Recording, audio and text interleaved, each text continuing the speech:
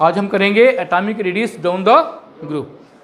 जब किसी particular group में हम मूव करते हैं तो एटॉमिक रेडियस बढ़ता है या कम होता है, अगर ऐसा होता है तो क्यों होता है, ये हमने एक्सप्लेन करना है। एटॉमिक रेडियस को समझने के लिए हम बच्चे एग्जाम्पल लेंगे फर्स्ट ग्रुप की। किस ग्रुप की? हाँ, अब खड़ा हो जा। अब तूने फर्स्ट ग्रुप के जो एलिमेंट हैं उनको लिखवाना है मेरे को। लिखवाओ। कौन कौन से हैं? Hydrogen, lithium, sodium, potassium, rubidium, caesium, francium. यही है? ज़्यादा तो नहीं होगी? 1 2 3 4 5 7 हैं इसमें। ठीक है। अब आपने बताना है इनका बच्चे एटॉमिक नंबर। दिया गया एलिमेंट, इनका बताना है एटॉमिक नंबर। ठीक है। कितना है इसका?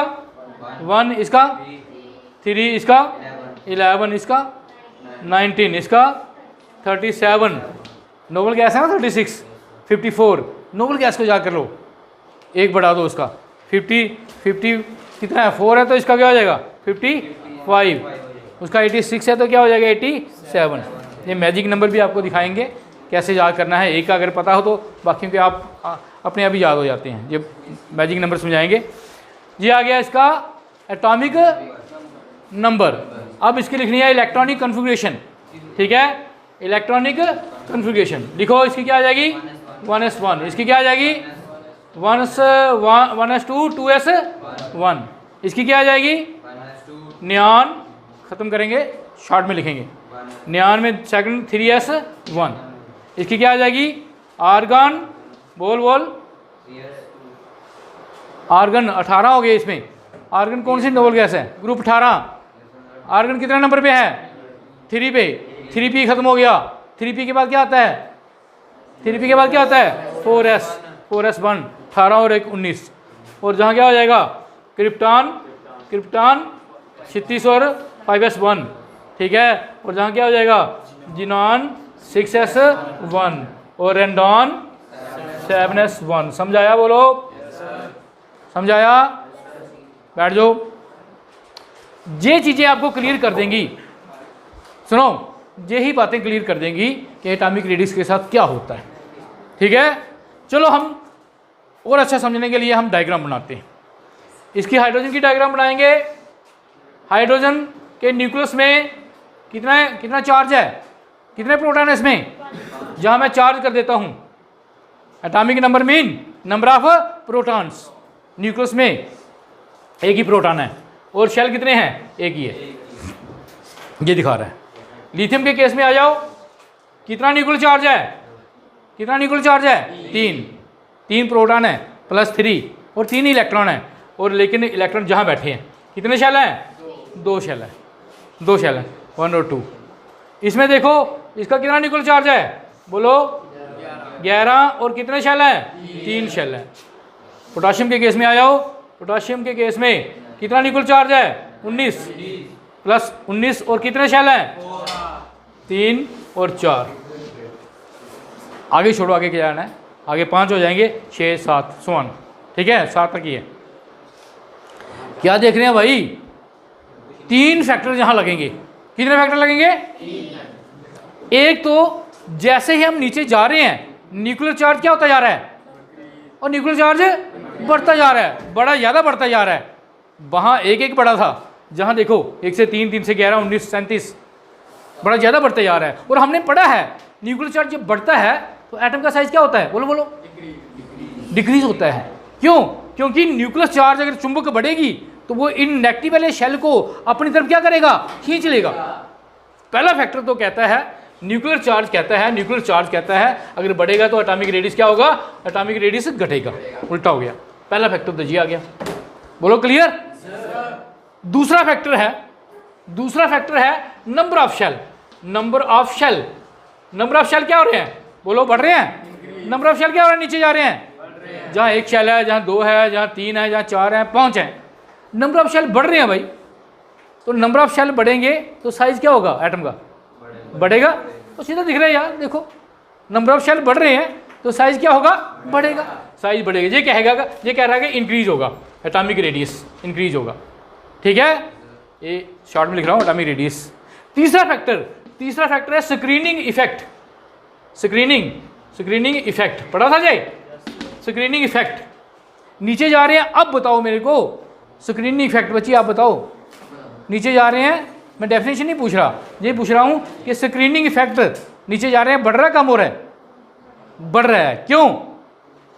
स्क्रीनिंग इफेक्ट क्या होता था? न्यूक्लियर चार्ज को रोकना है भाई, बताया था आपको, न्यूक्लियर चार्ज को रोकना है। जैसे ही नंबर ऑफ शेल बढ़ रहे हैं, न्यूक्लियर चार्ज भी ज़्यादा रुक रहा है।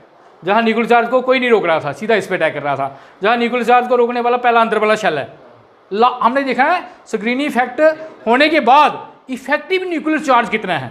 इफेक्टिव न्यूक्लियर चार्ज वो होता है जो लास्ट वाले सेल पे जाके असर करता है। ठीक है, ये देखो जहाँ रोकने वाले कितने आगे? 2, जहाँ रोकने वाले 3 आगे, जहाँ रोकने वाले 4 आ जाएंगे अंदर स्क्रीन। तो स्क्रीनिंग इफेक्ट बढ़ रहा है, नीचे जा रहे स्क्रीनिंग इफेक्ट बढ़ रहा है। तो स्क्रीनिंग इफेक्ट बढ़ने से क्या होता है? एटॉमिक साइज क्या होता है? इंक्रीज होता है। ये भी कहता है एटॉमिक रेडियस, और डायरेक्टली प्रोपोर्शनल। ये कहता है बढ़ेगा, ये कहता है बढ़ेगा, ये कहता है घटेगा। ठीक है, किसकी बात माने? कंफ्यूजन हो गया हमें, है ना? ये तो मुश्किल हो गया। पीरियड में तो आसान था, सीधा घट रहा है भाई, सीधी बात है। न्यूक्लियर चार्ज बढ़ रहा है, शेल को कुछ नहीं हो रहा। जहाँ तो 3 फैक्टर लग रहे हैं, है ना? तो फिर क्या देखा गया? फिर कंबाइन इफेक्ट देखा गया। कंबाइन इफेक्ट, अगर मान लो ये 10 हिस्से बढ़ाता था, ये 10 हिस्से क्या करता है? कम करता है। ये 10 हिस्से क्या करता है? कम करता है। तो ये मान लो ये 8 हिस्से बढ़ाता है, और ये भी 8 हिस्से बढ़ाता है। तो बढ़ा कितने से? और 16 हिस्से, 16 हिस्से बढ़ गया, और 10 हिस्से क्या हो गया? कम हो गया। तो अल्टीमेटली बढ़ा या कम हुआ? बढ़ा। Mean combine effect. जब कंबाइन इफेक्ट देखा गया इन तीनों फैक्टरों का, तो क्या देखा गया? एटॉमिक रेडियस बढ़ता है। तो यही हम बताएंगे कि जब हम ग्रुप में नीचे जाते हैं तो एटॉमिक रेडियस क्या होता है? बढ़ता है। सिंपली तो हम लिख देते हैं atomic radius increase due to increase in number of shell.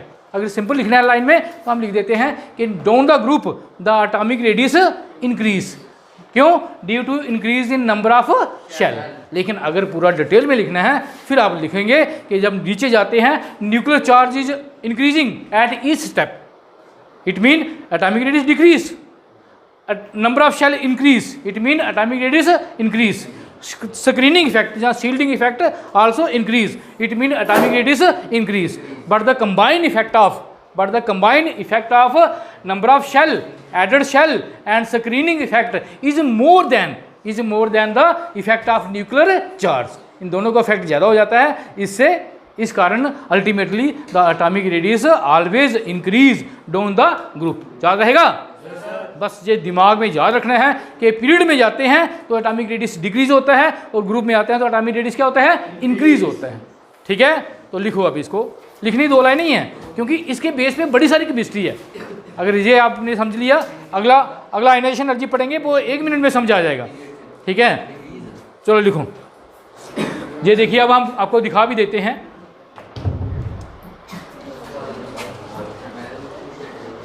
ये देखिए बच्चे, ये बनाने की जरूरत नहीं है। ये एटॉमिक रेडियस कितना है बच्चे? हाइड्रोजन का कितना है? 150। लिथियम का कितना है? 152 पैकोमीटर में है। किसमें है ये? पैकोमीटर में। ठीक है, ये इसका कितना बच्चे? 186। इसका कितना है? कितना? 231। इसका 244, और दिस वन 262, और इसका, हाँ ये रेडियो एक्टिव एलिमेंट है, इसका वेरी करता है फ्रेंच में, ये रेडियो एक्टिव एलिमेंट। और देख रहे हैं आप कि एटॉमिक रेडियस कितना ज़्यादा बढ़ रहा है। ठीक है, अब ये आपको लर्न करने की जरूरत नहीं है, इतना सारा बना सकते हो आप। ठीक है, ये नहीं है कि इसको भी क्लाइम करते रहो आप। ये टेबल बना सकते हो, नहीं टेबल बनाना है तो एटॉमिक रेडियस पूछे तो एक्सप्लेनेशन दे सकते हो इसका। चलो फिर एक्सप्लेनेशन लिखेंगे।